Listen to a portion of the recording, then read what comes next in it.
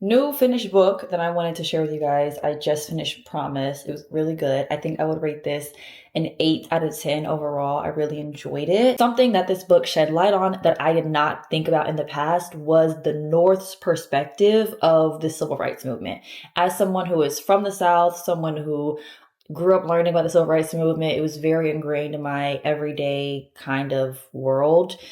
I never was, I never thought from the perspective of a Black person who was not in the South when the civil rights movement was happening. So when the civil rights movement starts to be addressed throughout this book, it's from the perspective of a young Black girl who wants to partake in what's happening in the civil rights movement down south and is hearing about it via the radio and in the newspaper, but is not actually experiencing it for herself in New England, which is where this is set in the North. And it's very interesting because she talks about how she wants to be a part of this movement and how she wants to stand up for herself against all the violence that she's experiencing from the white people in this community.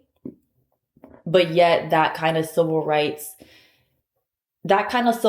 movement energy, all of the protests and the boycotts and all of the fighting back that is happening down south hasn't quite reached the North yet. Black people in the North just aren't on that kind of timing, at least where they are. They're not on that kind of timing yet. And that's something that I never thought about. I think for me, I always consider the civil rights movement happen.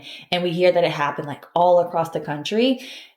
And so we think, okay, boom, when they was marching, everybody was marching, but it was more of a progression that happened. The civil rights movement, it did sweep the nation, but it started somewhere and it had to slowly, gradually make its way around. It's a good read. What should my next read be?